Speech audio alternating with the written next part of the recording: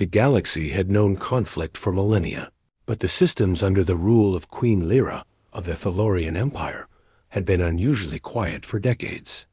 Her reign was marked by elegance, wisdom, and the sheer authority that only centuries of strategic brilliance could cultivate. Yet even a queen as formidable as Lyra had moments of disbelief, moments when the unexpected shattered her carefully constructed perception of the universe. She never anticipated that such a moment would come in the form of her human husband, a man whose quiet demeanor concealed depths no Thalorian had imagined. The human, named Elias, had first arrived on Thalar V as a prisoner of circumstance. A warship from Earth, caught in a border skirmish between Thalorian patrols and a band of interstellar raiders, had crash-landed near the Queen's palace. Elias had fought not for conquest, but for survival, and his skill had been evident even to the Thalorian observers who prided themselves on their ability to detect combat potential in any species. Yet, despite his capabilities, Elias had displayed an unusual restraint. Where others would have flaunted strength, he had offered humility. Where arrogance might have taken root, he had shown curiosity and calm reasoning. Queen Lyra, observing from her council chamber, had found herself intrigued. She had ruled countless systems, encountered beings of immense power, and negotiated with warriors who could obliterate planets with little more than a thought. But Elias was different. There was a quiet resilience in his eyes, a determination that refused to bow even when surrounded by forces vastly superior.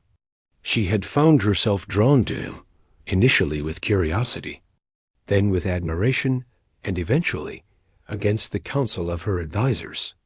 With a willingness to risk personal vulnerability, their union had been unusual by any standard. To a galaxy accustomed to political marriages of convenience or strategic alliances, the pairing of a human and a Thalorian queen was unprecedented. And yet, it had been decided, not by coercion or duty, but by choice. Lyra, despite her centuries of experience, had fallen into the unpredictable currents of human emotion, discovering a new dimension of connection. Elias, despite being aware of the cultural and biological differences, had embraced the challenge of understanding the Queen, her people, and their ways. The palace, a grand structure of crystalline spires and shimmering walls that seemed to shift color with the light, became their home. At first, Elias had been content to learn the rhythms of the Thalorian court, attending assemblies, studying history, and participating in minor strategic exercises. He had observed the alien diplomats, noting the subtle manipulations, the complex hierarchies, and the web of obligations that bound the empire together. Lyra, in turn, had observed him, noting not just his capacity for learning, but his uncanny ability to anticipate moves before they were made, to perceive weaknesses in ways that were not bound by the logic of Thalorian thought. For months, peace prevailed. Yet, as with all great stories, calm often precedes a storm. The first sign came in the form of a distress signal from a neighboring system under siege by a coalition of marauding warlords. The fleet that had been dispatched to assist them was overwhelmed before it even reached the outer defenses. News arrived of cities burned, supply lines cut, and innocent lives at risk. Lyra, accustomed to directing campaigns from her command chambers, was unprepared for the feeling of helplessness that surged within her. She had relied on her generals, her legions, and her spies. Yet every calculation seemed insufficient against the speed and brutality of the attackers. Yet it was in that moment of crisis that Elias revealed his true nature. He had watched the reports, analyzed troop movements, and studied the enemy tactics. What Lyra had thought of as simple intuition was actually an extraordinary strategic mind, honed not by centuries of tradition, but by the relentless unpredictability of human experience. "Your Majesty," he said quietly, standing before her in the luminous hall of the palace, "I can help, not as an advisor, but as a commander." Lyra had looked at him with mild amusement, assuming his suggestion to be a polite but impractical gesture. Humans were clever, yes, but they were fragile in ways the Thalorians were not. They lacked the enhanced reflexes, the strength, and the endurance that her people relied upon. Commanding fleets, especially in the face of overwhelming opposition, was no simple matter. "I admire your confidence, Elias," she said, "but these are matters of life and death. Are you certain you understand what is required?" Elias had only nodded. "I understand more than you think. Let me show you." Within hours, he was at the heart of the conflict, piloting one of the command vessels. His approach was unorthodox, blending human improvisation with tactical insight that the Thalorians had never considered. He diverted supply lines, anticipated ambushes, and utilized terrain both spatial and gravitational to give the Thalorian fleet advantages that had seemed impossible. He coordinated with ground units, issuing instructions that were precise and intuitive, almost as if he could predict the enemy's every move before they made it. Lyra observed from her palace via holographic feeds. Her heart pounded with a mixture of pride and disbelief.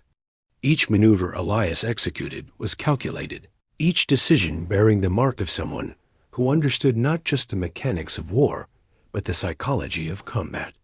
The marauding warlords, confident in their superiority, found themselves outmaneuvered, their strategies undone by a human who had, until now, appeared unremarkable. Hours passed like minutes. Battles that would have taken weeks were resolved in a day. Entire squadrons of enemy forces were neutralized without catastrophic loss.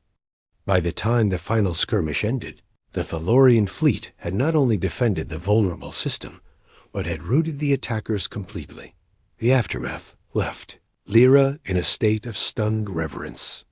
She had married a man whose appearance and demeanor had suggested simplicity, yet he had demonstrated mastery that transcended her understanding.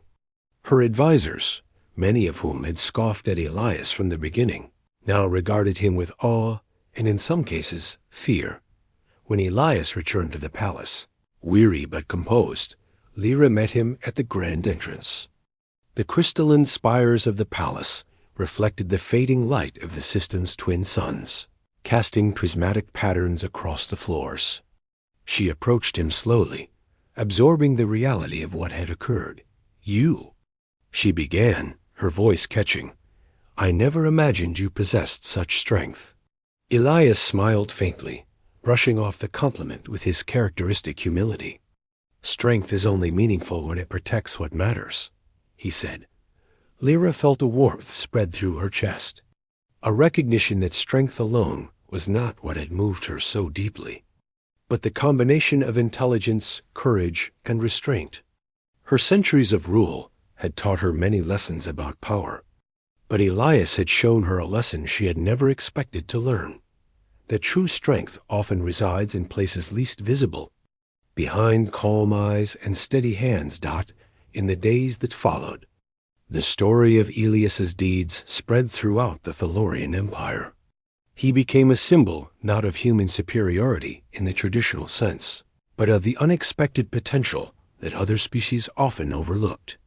Where the Thalorians relied on inherent abilities honed over generations, Elias relied on ingenuity, adaptability, and the willingness to act decisively when it mattered most. Queen Lyra, in her private chambers, often reflected on the contrast between what she had anticipated and what she had experienced. The humans of Earth were considered fragile, unpredictable, and in many ways beneath the calculation of a strategic mind such as hers. Yet she had seen firsthand that fragility could be a veneer, concealing a resourcefulness that surpassed even the most disciplined Thalorian training. Their marriage, initially seen by many as a curiosity or a political anomaly, evolved into a partnership of equals. Lyra began to consult Elias not just on matters of war, but on governance, diplomacy, and cultural exchange. His perspective, rooted in a different set of experiences and values, offered insights that no Thalorian advisor could provide. In turn, Elias learned the intricacies of Thalorian society, mastering customs and traditions while retaining the practical pragmatism that had defined his approach. Together, they reshaped parts of the empire. They introduced reforms that emphasized creativity alongside discipline, empathy alongside strategy. Where once the empire had relied on rigid hierarchies and centuries-old methods, it began to incorporate flexibility and innovation. The combination proved potent, earning them the loyalty of both humans and Thalorians alike. Yet, for all the changes and victories, the most profound impact remained personal. Lyra, who had faced countless crises and negotiated with beings whose power dwarfed her own, now understood the quiet strength of partnership, of trust, and of shared purpose. Elias had not only defended her empire, but had expanded the boundaries of what she thought possible. And in doing so, he had redefined what it meant to be a human in the eyes of an alien queen, on a night when the twin moons of Thalar 5 hung low in the sky, casting silver light across the crystalline palace. Lyra stood beside Elias on a balcony overlooking the city. The wind carried the sense of distant gardens and the soft hum of energy flowing through the spires. She reached for his hand, feeling the reassuring solidity of his grip. "You have changed everything," she said softly. "Not just for the Empire, but for me." Elias looked at he,